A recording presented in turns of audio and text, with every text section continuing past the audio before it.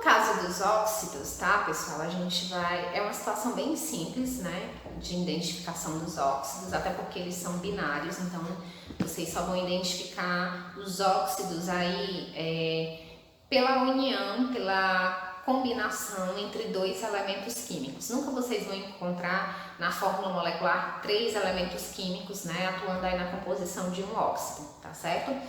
E esse termo óxido está justamente aí associado ao próprio oxigênio, tá? Então nessa combinação nós vamos ter aí, né, a presença do oxigênio se combinando a qualquer outro elemento químico que não seja o flúor, certo?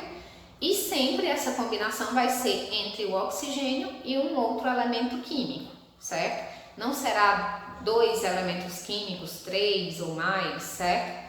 Então é muito fácil de a gente identificar. Um exemplo de tipos de óxidos, né? Nós podemos citar a questão da própria água, tá? Que há uma combinação do oxigênio com o hidrogênio. Nós podemos citar o caso do dióxido de carbono, que é uma combinação, uma ligação que ocorre entre o oxigênio e o carbono, certo? E também nós podemos citar aqui como exemplo o óxido de silício, tá?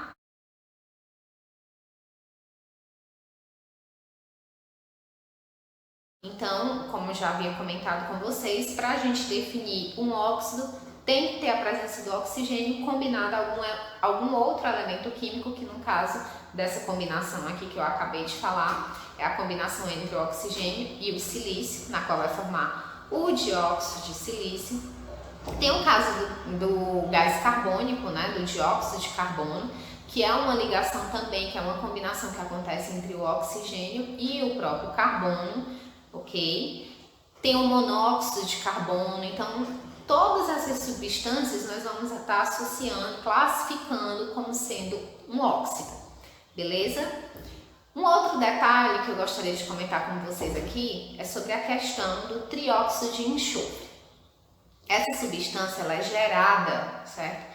Pela queima, né, dos derivados do petróleo, dos combustíveis fósseis, enfim. Então, quando ocorre a queima dessas substâncias, é liberado, é produzido, nós temos como produto dessa reação, certo? Dessa combustão, a liberação dessa substância, que no caso é um tipo de óxido, né? O trióxido de enxofre. Então, esse trióxido de enxofre ele se dispersa na atmosfera e quando chove, o que é que acontece, né? Nós vamos ter aí essa água com o seu pH modificado justamente por conta da associação com o trióxido de enxofre.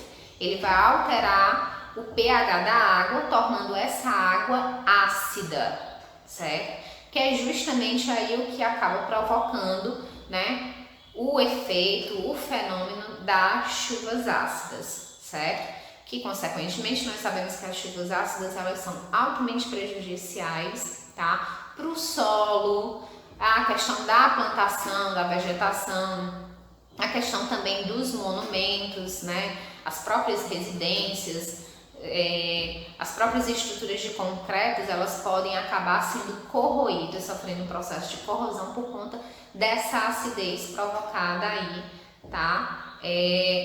Pela queima dos combustíveis fósseis, pela queima do petróleo, na qual vai refletir diretamente na alteração do pH baixo, aí tornando o pH da água baixo e gerando esse processo da formação das chuvas ácidas, ok? Então, por hoje é só, fica aí uma atividade para vocês resolverem, tá? No Google Classroom. E logo mais, às 15 horas, vocês fazem a devolutiva como sempre.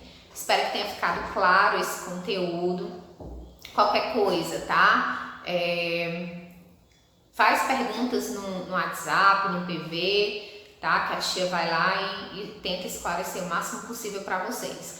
No mais, fiquem com Deus e até a nossa próxima aula. Bye, bye! Pessoal, só com relação à questão da nomenclatura dessas funções inorgânicas, né? Acho que já fica tudo muito claro aqui para vocês para fazer essa identificação, né? tipo de uma substância, né, de um tipo de função inorgânica de acordo com a sua nomenclatura. Porque, por exemplo, no caso dos ácidos, sempre nós vamos identificar o termo ácido na nomenclatura, né, dessa função inorgânica.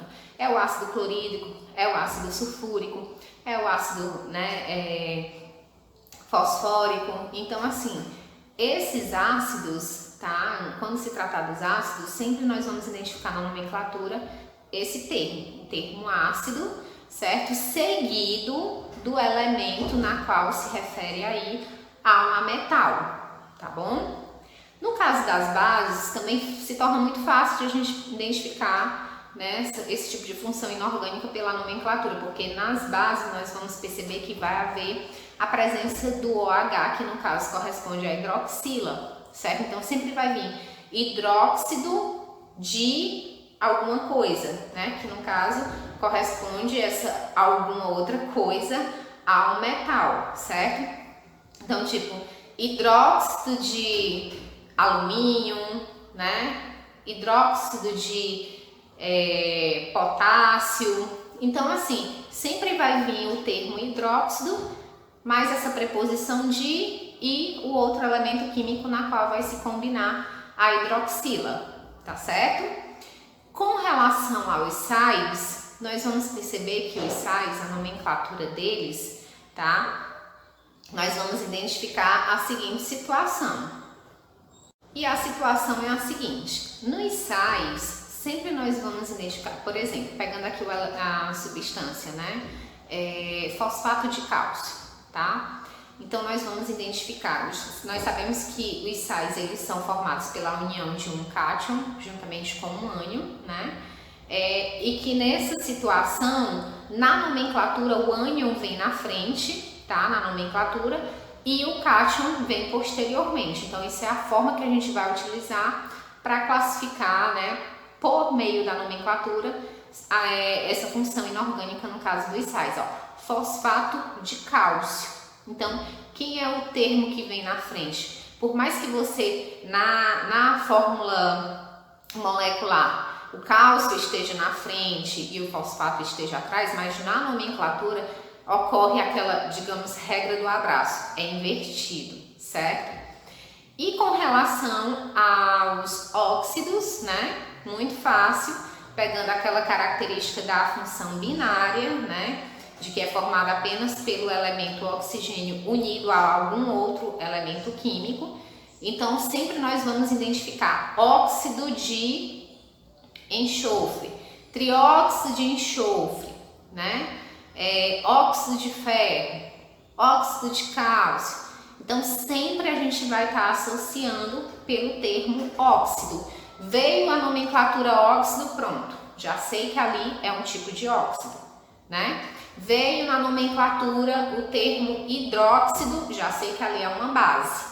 Veio na nomenclatura o termo ácido, já sei que ali é um ácido. Veio na nomenclatura, identifiquei na fórmula molecular que ali tem uma combinação entre um cátion e um ânion. E eu estou percebendo que o ânion, a nomenclatura do ânion está na frente e a do cátion está atrás. Consigo identificar ali que a função inorgânica ali daquela nomenclatura corresponde a um tipo de sais, tá certo?